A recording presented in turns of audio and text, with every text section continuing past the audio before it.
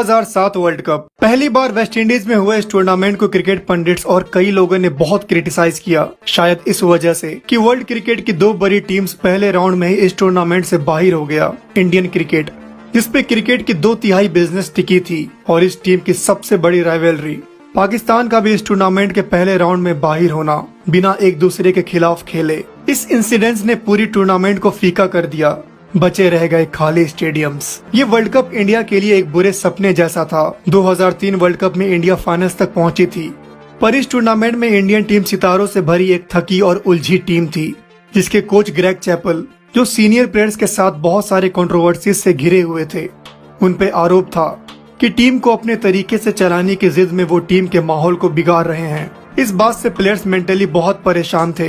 आपके राय में Greg Chappell कैसे कोच थे? नीचे कमेंट में बताएं। वर्ल्ड कप से पहले एक इंटरव्यू में चैपल ने कहा था कि इंडियन टीम की फील्डिंग स्टैंडर्ड्स बहुत पुअर है। फील्ड पे हम 30-40 रन एक्स्ट्रा जरूर देंगे, पर हमारी बैटिंग और बॉलिंग वर्ल्ड क्लास है।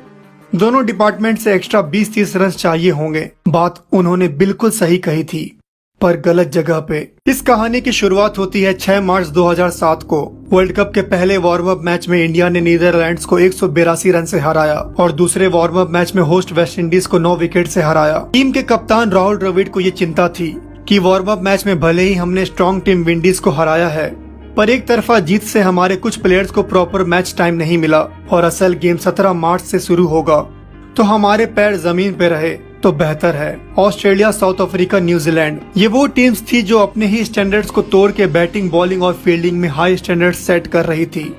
वहीं ये साफ दिख रहा था कि इंडियन टीम फील्डिंग में पीछे थी। इस बात पे मोहर तब लगा जब अपने पहले मैच में इंडिया बांग्लादेश से बिना लड़े हार गया। श्रीलंका के खिलाफ इंडिया को किसी भी हाल में मैच जीतना था और श्रीलंका सुपर 8 में क्वालिफाई कर चुकी थी, पर यंग प्लेयर्स से बैलेंस्ड श्रीलंकन टीम ने वो मैच इस कदर खेला कि वो एक नॉकआउट मैच खेल रहा है। भले ही पिछले 10 मैच में इंडिया ने श्रीलंका को 8 बार हराया था, पर उस दिन श्रीलंका ने इंडिया से बेहतर क्रिकेट खेला। वर्ल्ड क्रिकेट एक बदलाव की तरफ रुख कर चुका था, जिसका प्रदर्शन ऑस्ट्रेलियन टीम बखूबी कर रही थी। मैथ्यू हेडन और एडम गिलक्रिस्ट की बेरहम बैटिंग के बाद मिडिल ऑर्डर में रिकी पॉन्टिंग और माइकल क्लार्क की सिचुएशन के हिसाब से बल्लेबाजी, एंड्रयू साइमंड्स और शेन वॉटसन जैसे allrounders, Glenn McGrath, Nathan Bracon और फॉक्स स्पिनर ब्रैड हॉज की बॉलिंग, ये टीम उस समय की किसी भी टीम से कई गुना खतरनाक और घातक क्रिकेट खेल रहा था, और इंडिया कहीं न कहीं इन मामलों में पीछे था। ये शर्म और बेइज्जती इंडियन हॉकी साल 1976 में झेल चुकी थी, जब हॉकी खेलने के लिए घास के जगह एस्ट्रोटर्फ पे हॉकी खेला जाने लगा। इस बदलाव में फिट, फास्ट और स्ट्रॉन्ग प्लेयर्स ही अच्छा कर पाए। कुआलालंपुर में साल 1975 को खेले गए हॉकी वर्ल्ड कप फाइनल में इंडिया ने पाकिस्तान को 2-1 से हराया था, पर एस्ट्रोटर्फ आने के बाद ट्रेडिशनली खेल रही इंडियन टीम को बुरे दौर से गुजरना पड़ा। इंडिया में खेले गए 1982 एशियन गेम्स के फाइनल्स में पाकिस्तान से 7-1 की हार ने इंडियन हॉकी टीम को शर्मसार कर दिया। इसी तरह इंडियन टेनिस प्लेयर्स को भी दिक्कत का सामना करना पड़ा था, जब वुडन रैकेट्स के जगह एल्यूमिनियम या दूसरे मेटल्स के रैकेट्स यूज होने लगे। लेजेंडरी प्लेयर रमेश कृष्णन को इस बदलाव ने पीछे छोड़ दिया, पर जब सालों बाद नए जनरेशन के प्लेयर लिएंडर पेस, जिनके पास 3-4 घंटे खेलने की स्टेमिना थी, जब वो आए, तब वापिस से इंडिया इस खेल में वर्ल्ड मैप पे आया। तब की इंडियन टीम को भी इस बदलाव से गुजरना था। तेज आगे बढ़ती और बदलती क्रिकेट, जहाँ पावर हिटिंग, इलेक्ट्रिक फील्डिंग और किलिंग बॉलिंग अपोनेंट पे प्रेशर बना सके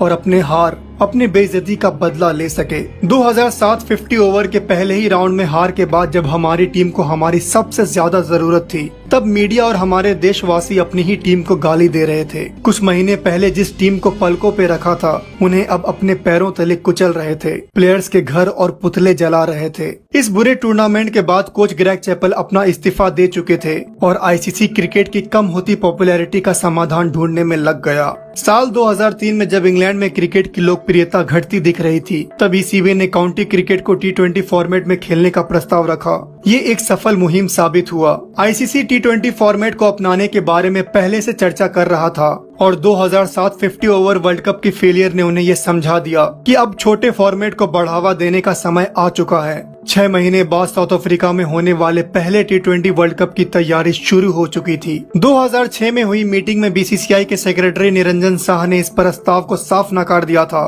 कि 20 ओवर क्यों, 10-10, 5-5 या 1-1 ओवर का खेलते हैं। इंडिया कभी T20 नहीं खेलेगा। इंडिया ने अपना पहला और एकमात्र T20 मैच साउथ अफ्रीका के अगेंस्ट 1 मार्च 2006 को खेला था, पर 2007 T20 वर्ल्ड कप में इंडिया हिस्सा लेगा या नहीं, आईसीसी को इस बात की चिंता थी। 50 ओवर वर्ल्ड कप की हार ने बीसीसीआई को अपने गिरेबान में झांकने पे मजबूर कर दिया और ये T20 वर्ल्ड कप उनकी खोई इज्जत वापस पाने का एक अच्छा मौका था। खुद के देशवासियों को अपने टीम पे भरोसा नहीं था, खासकर वो टीम जिसमें देश के दिग्गज खिलाड़ी ना खेल रहे हो। सचिन, द्रविड़ और Ganguly less T20 squad. Mahendra Singh Dhoni एक नया कप्तान जो पहली दफा कप्तानी कर रहे थे, और लालचंद राजपूत एक नया कोच जो पहली दफा कोचिंग कर रहे थे। मीडिया और हर जगह इसी युवा टीम की बात हो रही थी, और साउथ अफ्रीका जाने से पहले किसी को भी इस टीम पे रत्ती भर का भरोसा नहीं था। पर भले ही इस टीम में सौरव, सचिन और द्रविड़ नहीं थे, पर इस टीम में वीरू, भज्जी, युवराज, धोनी, इरफान, अजीत गंभीर जैसे युवा थे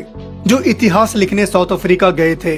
पाकिस्तान के खिलाफ धोनी की ब्रिलियंट कप्तानी ने उन्हें पहला 2 पॉइंट्स दिलाया। न्यूजीलैंड के खिलाफ हार ने इंडिया को और बेहतर खेल दिखाने पे मजबूर किया, जिसके बाद इंग्लैंड के सामने यूवी के 6 छक्के ने वर्ल्ड क्रिकेट में ये ऐलान कर दिया कि इंडिया को हल्के में नहीं लेना। साउथ अफ्रीका के खिलाफ अगला मैच इसका प्रमाण था। अब बारी था सेमीफाइनल में ऑस्ट्रेलिया जैसे बेइंतहा स्ट्रॉन्ग टीम के खिलाफ जीत दर्ज करने की। इंडिया ने 188 के टारगेट को सेट किया। जवाब में ऑस्ट्रेलिया बड़े ही आसानी से टारगेट की तरफ अग्रसर थी। आखिरी 6 ओवर्स में 60 रन चाहिए थे और क्रीज पर 2 खूंखार बल्लेबाज एंड्रू साइमंड्स और मैथ्यू हेडन मौजूद थे जो बेरहमी से बॉलरों की पिटाई कर रहे थे। धोनी की कप्तानी की ये परीक्षा थी। श्रीसंत, जिन्होंने अपने 3 ओवर में सिर्फ 6 रन दिए थे, धोनी ने उन्हें अपना आखिरी ओवर डालने बुलाया। ये एक रिस्की मूव था। दूसरी बॉल थर्ड मैन के तरफ चौका। धोनी के चेहरे पे जरा भी शिकन नहीं था। जब हेडन स्ट्राइक पे आए तब श्रीसंत ने हेडन को राउंड द विकेट से बोल्ड किया, और जब आखिरी ओवर में माइकल हसी और ऑस्ट्रेलिया को 22 रन चाहिए थे तब धोनी ने जोगिंदर शर्मा की तरफ रुख किया। जोगिंदर शर्मा भले ही डोमेस्टिक लेवल पे अच्छा परफॉर्म कर चुके थे, पर इंटरनेशनल क्रिकेट में उन्हें कोई एक्सपीरियंस नहीं था, लेकिन उन्होंने नामुमकिन को मुमकिन कर दिया। 2 दिन बाद पाकिस्तान के खिलाफ फाइनल में जब आखिरी ओवर में धोनी ने फिर से जोगिंदर शर्मा की तरफ रुख किया, सभी इस दाव को भी तुक्का समझ रहे थे, पर एक कप्तान को पता था कि जो बॉलर पेस को वेरी कर सके और फुलर डिलीवरी डाल सके, वो मैच के इस मोड़ पे बहुत इफेक्टिव साबित हो सकता है। और ऐसा ही हुआ। मिसबाउल हक उस बॉल को कहीं भी मार सकते थे, पर स्लोअर बॉल को स्कूप करने की कोशिश में उन्होंने शॉर्ट फाइन लेग पे तैनात श्रीशांत के हाथ में बॉल दे मारा। आप और मैं हो सकता है ऐसे सिचुएशन में अपने बेस्ट बॉलर की तरफ रुख करें। हो सकता है बुमराह, मिचेल स्टार्क, वसीम अकरम, कटली, एम्ब्रोस को बॉलिंग के लिए बुलाएं। ऐसा करके एक कप्तान कोई तीर नहीं मार लेता है, पर असली कप्तान वही होता है जो अपने भरोसे से एक प्लेयर के खुद पे भरोसे को बढ़ाता है। धोनी वैसे ही हैं। इंडिया पहला T20 वर्ल्ड कप का चैंपियंस बन चुका था। देश को एक नया और महान कप्तान मिल चुका था, और इंडिया की इस जीत ने IPL जैसे टूर्नामेंट को जन्म दिया।